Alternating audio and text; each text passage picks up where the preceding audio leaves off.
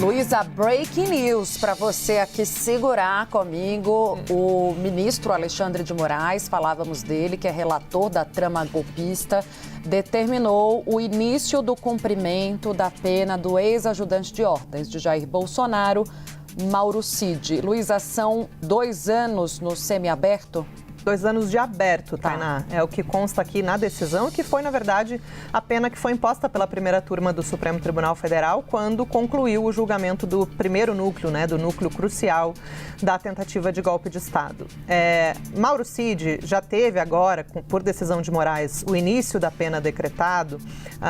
porque ele decidiu não recorrer da condenação da primeira turma, diferentemente de todos os demais réus, como o próprio ex-presidente Jair Bolsonaro. Então, como ele não recorreu, a sentença transitou em julgado, que é o jargão jurídico para quando não cabe mais nenhum tipo de recurso e o processo está encerrado. Então, cabe agora o cumprimento da pena. Moraes fez nesse despacho de agora há pouco, foi assinado minutos atrás, então a gente está bem aqui em cima desse lance, Tainá. Ele fez uma série de ponderações, Ele disse que é, de fato, para ter início o cumprimento dessa pena de 2 anos, de uma pena de 2 anos em regime aberto, Então nem vou dizer 2 anos de prisão, mas tem ali uma série de condicionantes, para que o Cid possa cumprir ao longo desse período. Então, só para citar algumas. Proibição de ausentar-se da comarca, tem que ter também um recolhimento domiciliar noturno entre as 8 da noite e as 6 da manhã, recolhimento integral ao longo dos fins de semana, obrigação de comparecer semanalmente à vara de execuções penais, proibição de se ausentar do país, suspensão de qualquer documento de porte de arma de fogo, proibição de portar armas também, proibição de uso das redes sociais e também proibição de se comunicar com os réus, não só do núcleo 1, mas também de todos os outros núcleos que ainda vão ser julgados pelo STF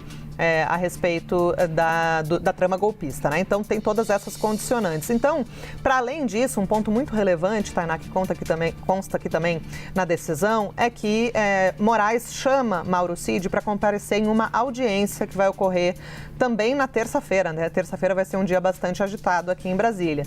Terça-feira, Cid vai ter que comparecer, ao Supremo Tribunal Federal às 14 horas, segundo consta aqui na decisão, para ter ali uma ciência do início do cumprimento da pena, é um procedimento formal, só que o que é relevante nessa audiência é que Moraes já diz que, concluída essa audiência,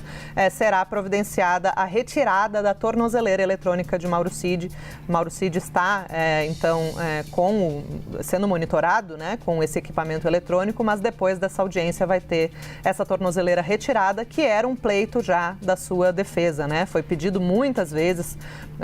para o STF, especificamente para o ministro Alexandre de Moraes, que Cid pudesse se livrar ali da tornozeleira eletrônica, e agora, com o cumprimento da pena, com o início do cumprimento da pena, esse equipamento vai poder ser retirado, então, a partir de terça-feira, depois dessa audiência com o ministro Alexandre de Moraes. E aí uma outra questão, Tainá, que consta aí, acho que um pouquinho acima dessa página que a gente está vendo na tela, é que o ministro Alexandre de Moraes pede que seja expedida uma certidão sobre o período que